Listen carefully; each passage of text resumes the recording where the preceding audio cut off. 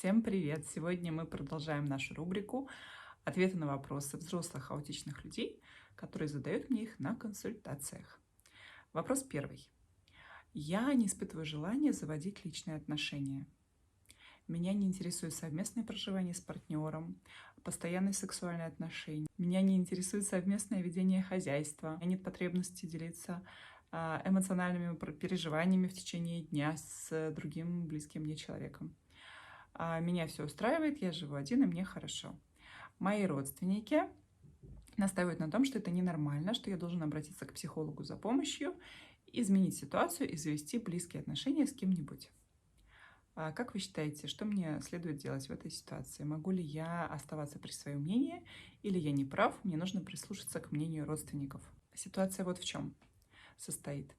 Если в вашей жизни присутствовали травмы на ранних этапах, на этапах взросления, психические травмы, сексуальные травмы, тогда у вас действительно могут быть причины психологического характера для избегания близких отношений. При проработке этих травматических событий ситуация может измениться. Вам может захотеться создать близкие отношения с другим человеком. И для этого, да, действительно, важна работа с психологом.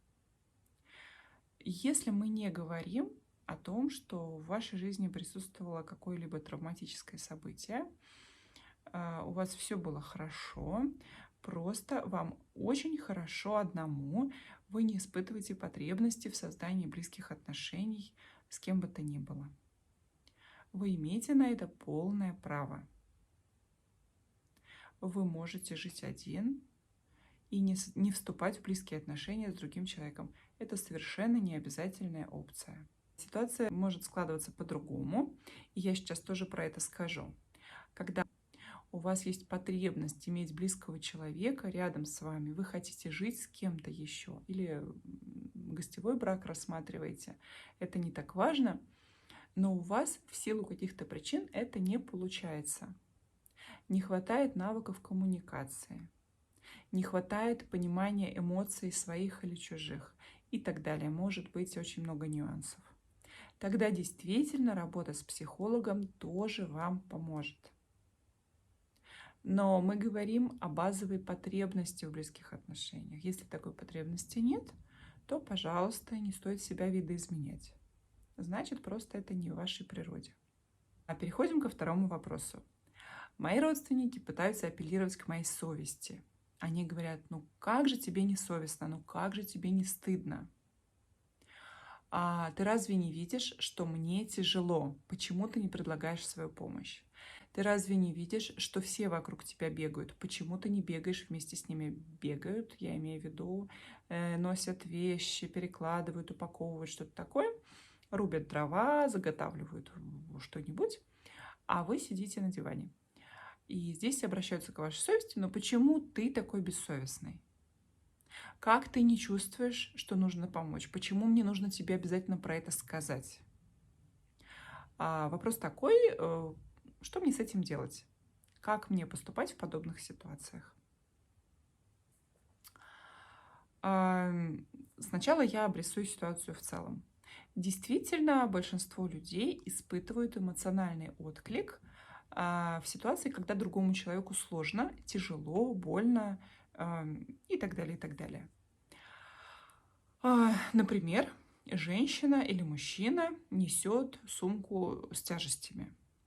Он идет еле-еле, прям вот видно, как тяжело, какие эти сумки тяжелые.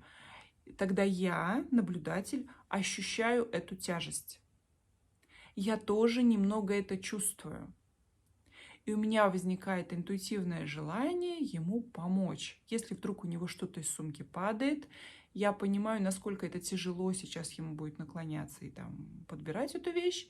Я подбегу и положу ему эту вещь в сумку, потому что, ну, конечно, я ему скажу, что вы уронили, я вам положу, да? Потому что я понимаю, как ему сложно. Я это тоже немного чувствую. Или, например, мои родственники на даче готовят шашлык, кто-то бегает дрова рубит, кто-то что-то там в костер подкладывает, палочки, веточки. а кто-то в котел воду наливает для чая, кто-то мясо режет и так далее, и так далее. Все что-то делают. И я, глядя на них, ощущаю вот это вот передвижение в пространстве, что все очень быстро что-то делают, все очень заняты. И я тоже хочу в этом поучаствовать. Я хочу им чем-то помочь. А еще я хочу быть хорошим человеком, чтобы про меня думали, что я человек помогающий, нужный и, в общем-то, неплохой человек. Да? Собрать такие социальные бонусы, социальные звездочки. Поэтому я встаю и тоже начинаю двигаться. Я тоже начинаю что-то делать. Если я не знаю, что делать, я спрашиваю, чем вам помочь? И они мне говорят, нарежь лук, например. Да? И я уже это делаю. Если вы не ощущаете ничего под названием совесть, если вы не чувствуете эмоционального отклика, вы не испытываете сопереживания к другому человеку, тогда я бы вам предложила ориентироваться на социальные правила. Что нормально в той общине, в том обществе, где я живу? Нормально ли, например, в транспорте уступать место пожилому человеку или беременной женщине? Просто посмотрите вокруг себя, что в моем обществе является нормой. Если человеку тяжело нести сумки, я думаю, что это во всех обществах является нормой. Ваш близкий человек несет тяжести. Нормально предложить ему помощь. Ну, опять, если вы по состоянию здоровья можете это сделать. Когда мои члены семьи, мои родственники, мои друзья начинают вокруг суетиться, бегать, опять я предполагаю, что во всех обществах, но на всякий случай понаблюдайте. Может быть, вы живете в таком месте, где это не принято. Обычно нормально спросить, чем я могу помочь. Я тоже хочу вам помочь, чем я могу помочь. Когда остальные близкие мне люди двигаются, да, нормально к этому присоединиться. Это ожидаемое поведение. Резюмируя вышесказанное, если вы не чувствуете эмоционального отклика, пожалуйста, ориентируйтесь на те правила, социальные нормы, которые есть в вашем обществе. На этом мы будем заканчивать. Если вам нужна моя консультация, пишите по номеру телефона, указанному под видео. Всего вам доброго, хорошего дня. До свидания.